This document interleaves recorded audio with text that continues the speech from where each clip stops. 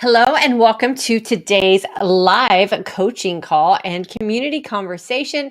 Today, we're going to be talking about a lot of common situations that women fall in, especially in this age group here with us aging women, and that is your fast weight that you want to lose. So we're going to talk about why that could be possible today.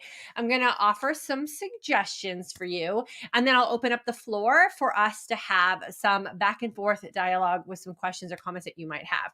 I always ask that you please take advantage of this opportunity of us joining together here live, especially using the comment section. Please make sure you say hello in the comment section. Make sure you let me know if you're a graduate or you're anticipating joining a class with us, or this is also the time for you to ask your questions and leave your comments, and we will address them at the end. Like I said, if you're catching this on the rebroadcast, I always answer questions in the comment section, so always feel free to partake there as well. If you can't make it live, that doesn't mean you don't get an opportunity to get the live interaction. I'll always come back and make sure you feel seen and heard. If you're joining us on YouTube, please take a second to hit that subscribe button. Make sure you hit that like button, please. And if you're joining us on Facebook, I also ask the same thing. Over there, you're just going to hit that follow tab and then make sure you're set up for notifications. And then as always, please make sure you're using that like button. This is how the algorithms know that this kind of information is relevant to our audience, and it will show this information to more people who can join our community. So I always appreciate when you guys take a second to do that. Okay, so let's talk about fasting and why it is you might not be losing weight. We know that fasting is the best way for us, especially us aging women, to tap into what we have in storage. For a lot of us, the storage is inflammation and hormonal body fat. Those are the things that we really need to get rid of. But we have some things that are getting in our way. And so that's what we're going to talk about today. And I'm hopefully going to help you unlock some things in your thought process and what it is you're going through to help you break through what might be holding you back and then get you to the place where you're feeling successful. So here we talk about 3 things that you really need to focus on. Fasting long enough to balance out your hormones, because inflammation and stubborn weight and stubborn body fat is a hormonal issue. When we get our hormones balanced out, I also call this draining the tanks. That's when our body really can dip into what we have in storage and use that for our energy. And that's how we lose weight and body fat.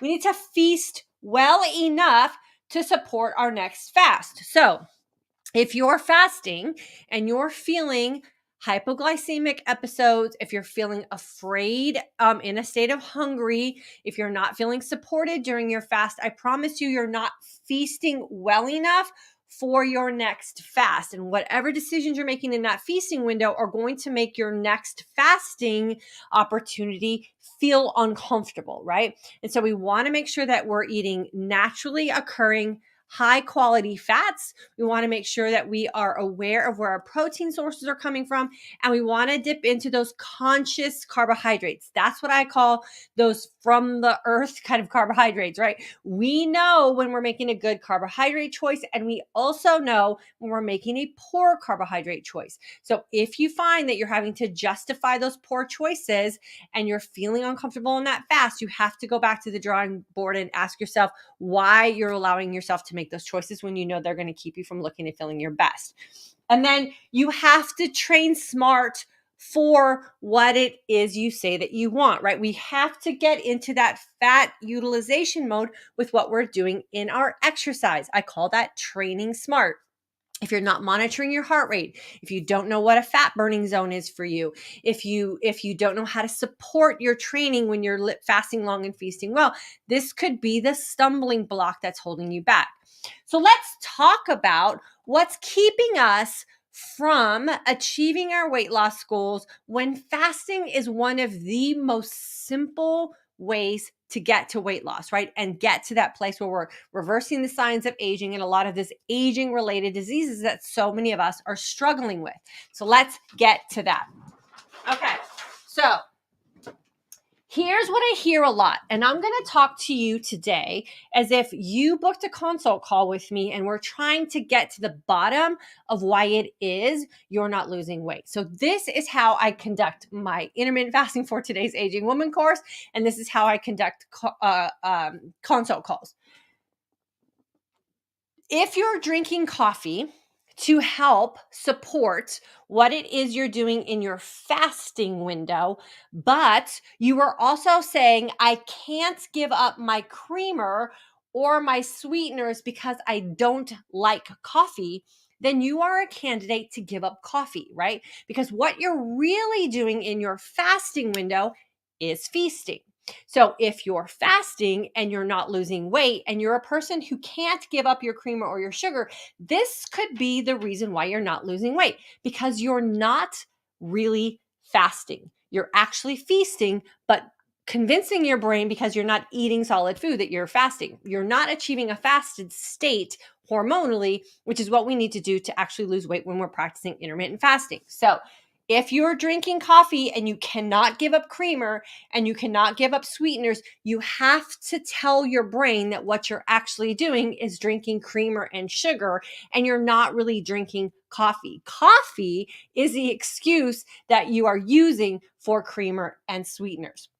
That has to be where you go with your thought process and the honesty that you're willing to actually have with yourself about why you're not losing weight. So this is one of the big stumbling blocks.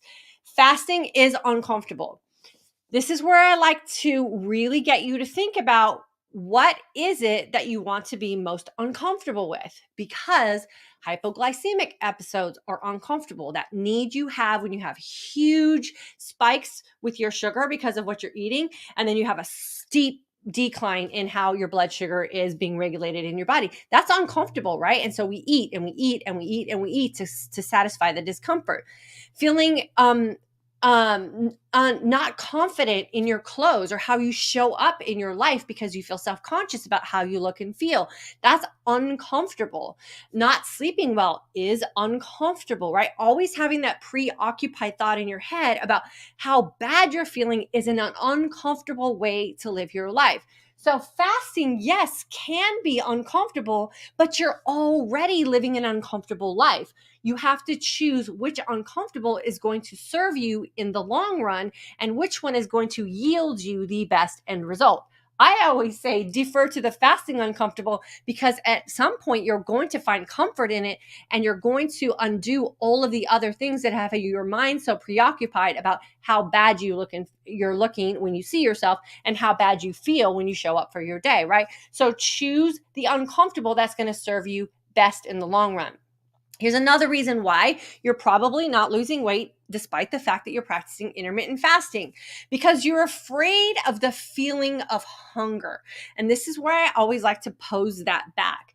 How is feeling comfortable and fed all day long serving you, right? How is that a comfort for you if you're not getting the results you say that you want? This is why here in this community, we have the saying, hungry is where the magic happens. When you can find comfort and strength and a sense of power and be hungry, girlfriend, you are winning the game of life, right? You don't have to constantly be in a fed state to feel comfort. You have to change your mindset about what hungry means to you. And for most of us here, there is not a shortage of food within our reach. We're consciously choosing to fast, and we're consciously choosing to feast. So that's not discomfort, or that's not something that you should fear, right? Don't fear the feeling. Hungry is actually when the magic is starting to happen, because you're forcing your body to tap into what it is you're most frustrated with, and that is the inability to lose weight. When you're hungry and you sit in comfort in that, and you know that that's where the magic is going to happen, I promise you, you'll start to see the weight come off. The last one that really gets so many of us here in this community with, I'm fasting, but I'm not losing weight. It's because you're jumping around from advice to advice to advice, right? Because I heard XYZ. So one day you're going to listen to someone and they're going to tell you, you can have creamer and sugar in your coffee and you're going to be fine because it's less than so many calories. That's not true. You're going to listen to someone else who says you can have this in your feasting window, and then you're going to do it, and then you're going to be frustrated. You're going to listen to someone who says 20 hours is too long. You should shorten your fasting window, and you're going to jump and do that, and then you're going to feel like you're being disappointed with fasting because you're not seeing the results you're hoping for. You have to stick consistently to one thing long enough for your body to adapt to the changes that you're making, so it will trust you and it will let go of the weight. If you're constantly jumping around and you're trying this one day and trying this the next day and trying this the next day and trying this the next day, your body is not trusting you, and it's not going to let go of the weight because it doesn't know what you're going to do on the next day. What are you going to deprive it of? What are you going to overfeed it? What kind of hormonal reaction are you going to create? What kind of chemical imbalance are you going to have to create? Or what type of food intolerance is your body going to have to manage? Your body has to do all of that work before it's ever going to let go of weight. We call this the hierarchy of healing, right? Your body determines that hierarchy. And if you're not consistently sticking to something that serves your body's not going to let go of the weight because it's too busy trying to fix the problems that the thoughts that you are creating, which causes you to do something, is going to create that reaction in your body, and it's not going to be able to let go of the weight because it's too busy fixing the little problem. Okay, so what can we do? Like, how can we fix these things? So what I really like to get us to understand is that for you who's frustrated, for the woman who's frustrated with fasting and not losing weight, I promise you you're leaning into the wrong discomfort because you're already feeling discomfort, right? You're feeling discomfort, you're feeling frustrated, you're throwing your hands up in the air, you don't know what to do. It must be the fasting.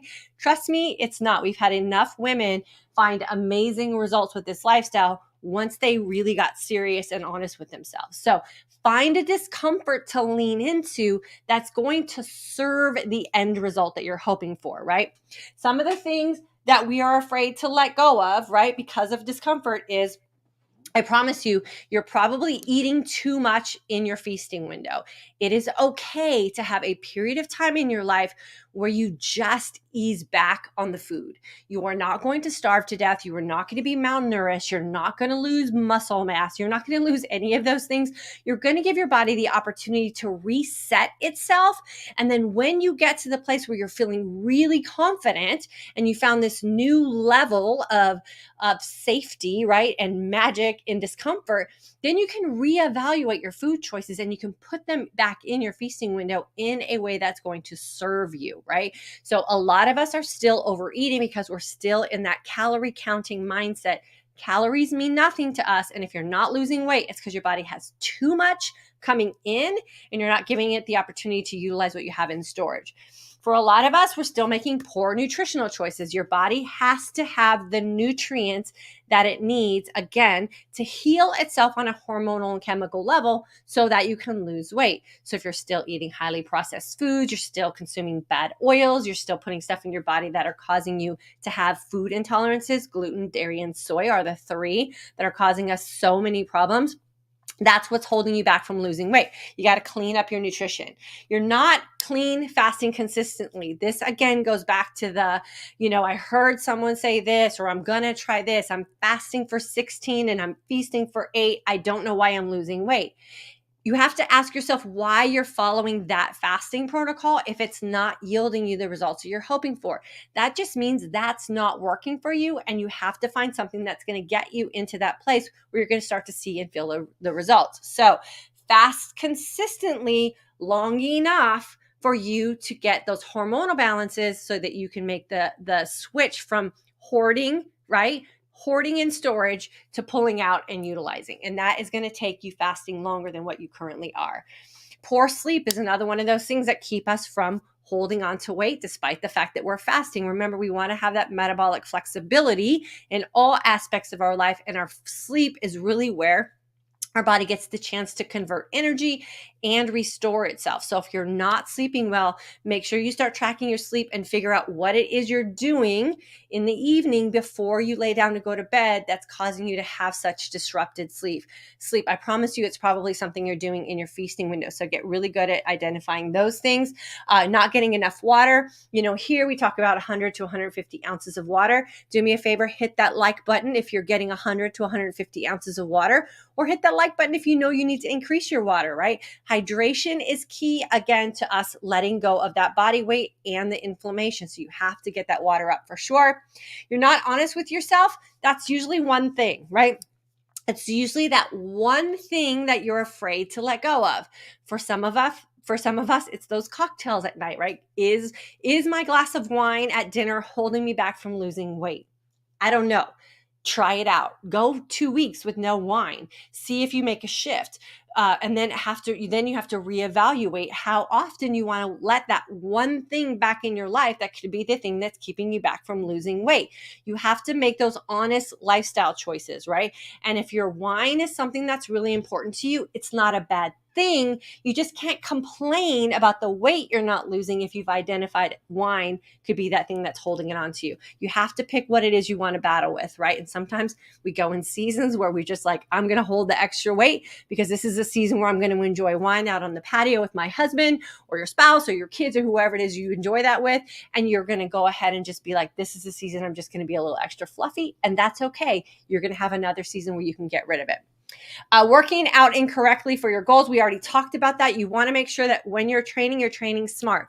Training smart means that you're working out in a way that's going to yield you the results that you say that you want. If you want to put muscle on your body, you cannot be lifting light weights for high repetitions. You have to be picking up some heavier weights, and you've got to work your muscles to that point of failure. It's the breakdown, rebuild aspect of muscle building.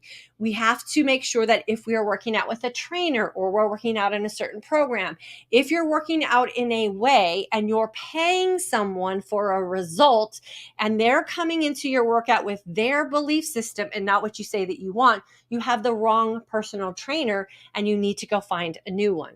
You should be able to get the results that you want when you're training smart for the goals you say you want. So make sure whoever it is that you're working out with or whatever program you're working out with is advertising the result that you want. And then that's where you want to spend your time. For most of us women, it's bringing the intensity down and really focusing on what it is we say we want with how we want our body to look, right? And then your mindset is leading you astray. I promise you that there is no one right way to do this, that there is no one right way to eat. There's no one right belief system. It's what is going to work for you. You don't have to fast in the day. You can fast at night. You don't have to feast at night. You can feast in the morning. Working out is that thing that you have to figure out when you can fit it into your schedule. But we have to go back to the 3 things I talked about in the beginning here, right? And that is, we have to be very honest with ourselves. Where's my 3 things? We have to be very honest with ourselves that this is all it takes. It doesn't have to be super fancy. It doesn't have to be super perfect, but we do have to be honest with ourselves and we have to get ourselves to that reset place. Once you learn how to fast long, once you learn how to feast well, and once you learn how to train smart, all you have to do is rinse and repeat. But there is a learning curve that you have to go through to figure out for yourself what those 3 components are, because what I do may not work for you. You have to do the research for yourself and be willing to do some experimenting and then stick with something long enough for you to see and feel the results. This is the simplest way to live your life. Girlfriend, I promise you, this is the simplest way for you to live your life.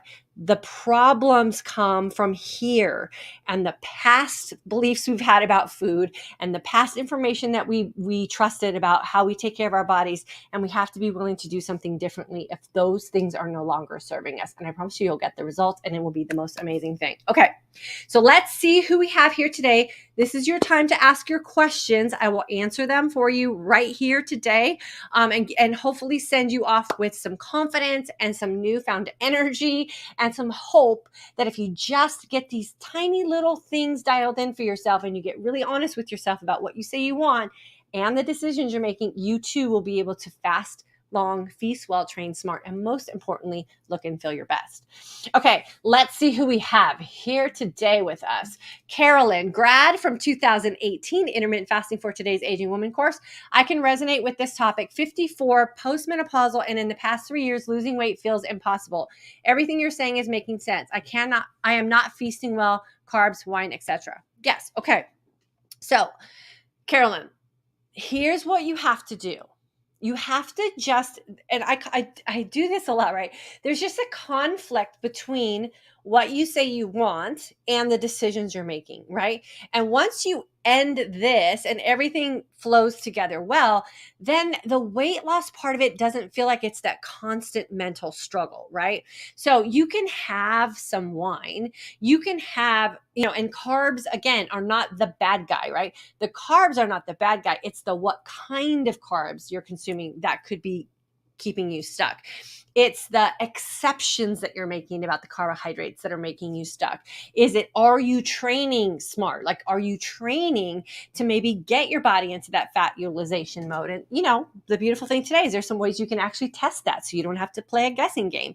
And so getting really honest with yourself, Carolyn, I think is going to be key for you. And it sounds like you're kind of already there. So just to implement what you think could be the problem, make those changes, and then reevaluate some things. It is really hard to be squeaky clean all the time. So we have to be honest with ourselves about that as well. We don't want to feel like we're missing out on life, but you have to make sure that you have a nice balance of both so you don't feel like you're living miserably. FRÉ, I guess, 519. So she must have graduated from the class on May 2019. Annie, can't hear you. You can't hear me. Hopefully everybody else can hear me. It sounds like they can. Judy, I have definitely found that losing weight for me means a lot of key things. Fasting not just being one of those things, a combination you've mentioned. Without it, my body does not respond. Yeah, I can't just fast either. I really have to practice this on rotation, right? I fast long. My feast tonight is going to be set up to where I make sure I have a great fast tomorrow so that I can also train in a fasted state, right? When you make those things click together like a nice little piece of a nice little puzzle, then the magic just happens and it unfolds on its own. So I'll share with you guys tonight, my daughter is having her track and field awards banquet tonight, and they're catering from a place that I just don't eat at, right? It's a neighborhood restaurant and I just don't ever eat there. And so I'm going to go tonight. It's a Hawaiian theme. I'm going to go in my little Hawaiian shirt and I'm going to go have a great time and celebrate my daughter and her team and all the great things that they did. And I'm going to not eat unless they have a salad or something. And I'm okay with that. Like, I know that food's not going to make me feel good tomorrow. And I have a workout that I want to do tomorrow. And my workout won't be great if I choose to eat that food. So I'm going in already knowing how my night's going to go. And I'm just going to be happy for my daughter. Let them celebrate. They can eat the extra food. They're a bunch of young athletes. They can have a great time. And I'm just going to be there for my daughter and the awards banquet. The event tonight is not for me to feast. The event tonight is to celebrate my daughter and her team in high school. And so when we start to think like that as well, we can go into these events and not have a bunch of mental and emotional drama that we have to deal with for ourselves. Seagrass is wonderful. I got off track from emotions, finding the right balance of fat, protein, and carbs. I wish I had never dropped the water ounces also. Well, here's the deal. We all have imperfect seasons in our life, right? We're not trying to be so perfect and regimented that we can't be happy. So here's what you do. You just decide today you need to up your water intake. And before you know it, probably a day or two, you're going to see and feel the difference. And you're going to go, oh yeah, that's why I drink that much water. So the goal is not to be perfect, but to catch ourselves when we notice that the changes that we've made aren't working for us anymore. And you just go right back to the changes work. Hey, Christy, good to see you with us today. Sabria, I believe I pronounced that correctly. I'm losing weight slowly, and while I'm grateful it's coming off, I know it's slower than it would be if I listened to my fullness during my feasting window. Yeah, for sure. So here's a little something you can take with you, and you can say to yourself when you're feasting and you get the sensation of being satiated, because that's what we feel. That's what we want, right? When we feel satisfied, that's when we can stop. If you feed a body that feels full or satiated, that's what I call classic overeating, right? So just tell yourself that, like, your body's sending you the signs and the signals that it has everything that it needs, and you have to just trust that, and you just cease the feasting at that point, and then you start your next fast. You don't panic about if you're going to be hungry in an hour or two. Nope. We just trust our body. We start the next fast, right? And you go into the next day, and before you know it, your body's going to adapt to that for sure, and then you'll start to see that the weight's coming off a little bit faster. But it sounds like you're doing great if you're already losing weight, so that's fantastic. Judy, my trainer's favorite saying is progress, not perfection. And I found that applies to so many things, including fasting and feasting. Absolutely. And that holds true for anything in life, right? We want to make forward progress and not perfection. I tell that to my kids all the time. I say, just keep your head up and just keep moving in a forward direction. Everything always works out for sure. Julie, really great message. Awesome, girlfriend. Thank you for being here today. Judy, just FYI, I'm down 78 pounds and counting. Many of that is credit to everything I've learned from you. Girl, you just keep crushing it. 78 pounds is a big deal, especially for us women, right? So many of us hit this like post-menopausal season or the menopausal transition, and everything just feels stuck. And this is where the magic of hunger really does benefit us, right? And this fasting long enough, feasting well enough, and training smart enough, that combination, I call it the trifecta to aging successfully. When that clicks in for you, man, the weight literally will just melt off for sure. Sandy, January 2022 grad, and happy to be doing fabulously. Girlfriend, I'm happy you're doing fabulously too. We have a saying in our community too, and it's do nothing and embrace everything, right? And when you think about that, when you think about your fasting window as an opportunity for you to have to do nothing, you don't have to think about anything. You don't have to measure anything. You don't have to count anything. You don't have to wonder if, what you're doing is right or wrong or whatever. You do nothing. Just decide to do nothing for 20 hours a day. Drink your water, go about your day, get a bunch of errands done. That energized sense of calm will kick in. And man, you just get to embrace the beauty of life. And there's so much bogging us down mentally and emotionally today that if you just can just trust that doing nothing is the best place for you to embrace everything, it is so freeing, and you will just enjoy your life so much for sure. Like your grapes info. I don't know what that means. Barb, I feast until I'm satisfied. My fast the following day has been rough, shaky, hungry, pains, but go to 20 hours. So Barb, remember, Barb is in our current class, our May class. You're asking a lot of your body, right? You're asking your body to completely shift energy systems and to actually have to work for that. For most of us, we've never asked our body to work. Our body sends us a signal of hunger. We feed it. Then we go a couple hours. Our body sends us a signal of hunger. We feed it. It's so easy. When you establish a fasting window and you stick to it despite those like signals your body's sending you to give it that easy energy, then it feels uncomfortable. So just make sure that you're drinking lots of mineralized water, because you want to make sure you have your magnesium, potassium, your calcium, and your sodium. And then make sure the thoughts in your head are going with the positivity of what you're creating for your body, right? So the I can'ts, and the buts, and I don't feel good, and like all those things that we convince ourselves into believing, if you catch those and switch those to a positive, Barb, your body will also adjust. But pay attention to those shaky feelings and make sure you're getting those minerals in for sure. And if you have to take it a little slower, always take it a little slower, but just make sure that you're very honest with your feasting choices and you're very honest with what you're doing with your fasting choices for sure. And Angelia, I think that is, I don't train fasted because I work very early and my job is physically demanding. So I break my fast at lunch time, then work out, feeling great. And my digestion is better. Didn't need weight loss. Yeah. That's fantastic. For sure. And that's where I go into especially when I'm working one-on-one with you guys is, what does your day look like? Right. So if you can't work out first thing in the morning and you have to work out later in the day, then what we want to do is make sure that we're fasting long, feasting well, and training smart the best way we can in the course of our day. I just happen to have an opportunity to work out in the morning most of the time. And so I take advantage of that opportunity.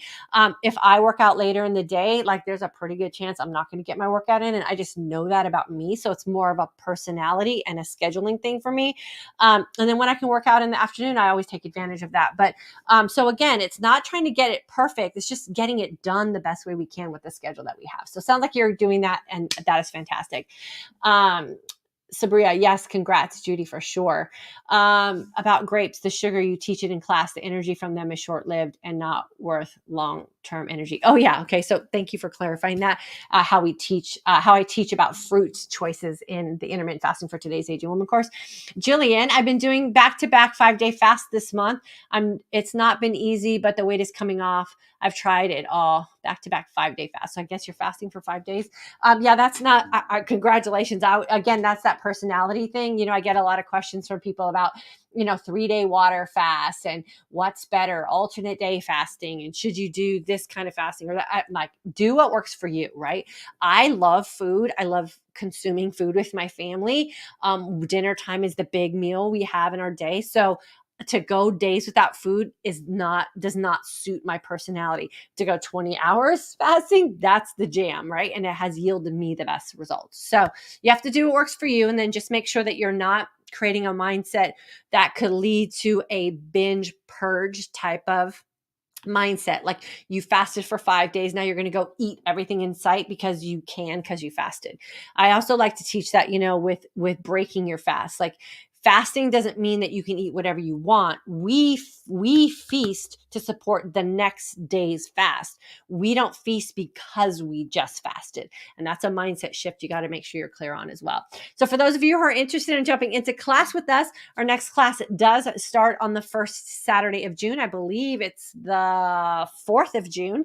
Registration is open. You can go to the fortodaysagingwoman.com website to get yourself either on my mailing list, or you can join today and just make that commitment that you are going to jump into class with us. Our May students are doing fantastic right now. The results that they're getting already just a week and a half in are just amazing. And they're going to have this foundation that they can take with them as well. So we've got a couple more comments in here. Judy says, thank you for the little vote of confidence for her.